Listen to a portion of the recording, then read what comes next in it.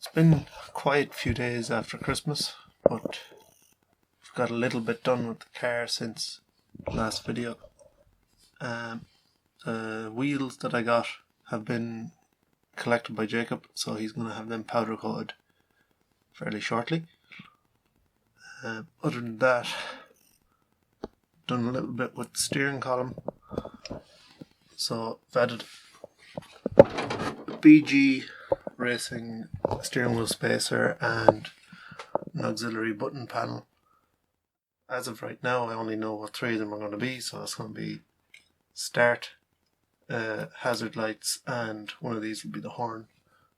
We've moved this panel a little bit closer so it's easier to get to, and tidied up some of the wiring behind it. Just in the middle of getting the harness size for the passenger side seat in. Three of them are pretty okay. This one over here is very awkward. It's right beside the exhaust tunnel, which is here. This one is on top of the exhaust tunnel, but we've enough space for the exhaust, or for the bolt to go through. And I'm going to try and get the rails mounted in place now.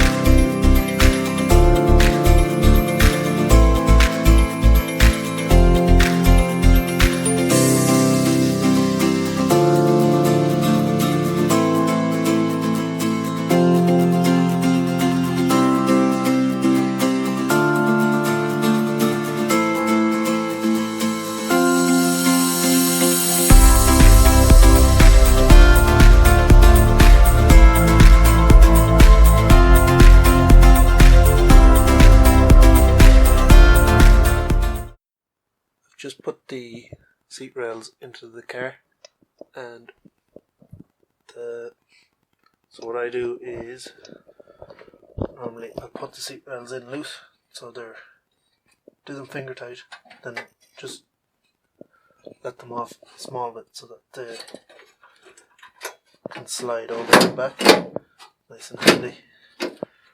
And then when the seat goes in, mark off your hole, seat goes in, and then you only have maybe one full twist or 1.5 twists until it's tight. It makes it much handier.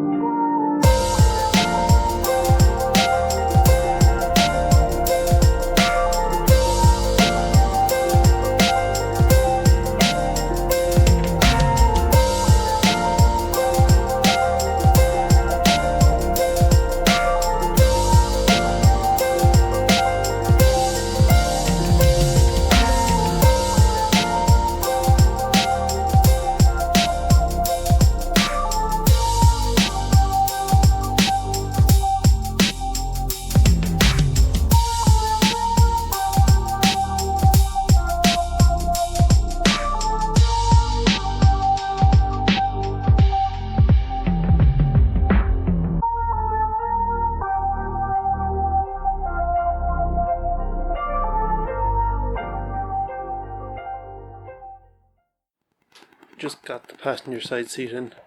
They're never as easy as what other people make them look like on other videos.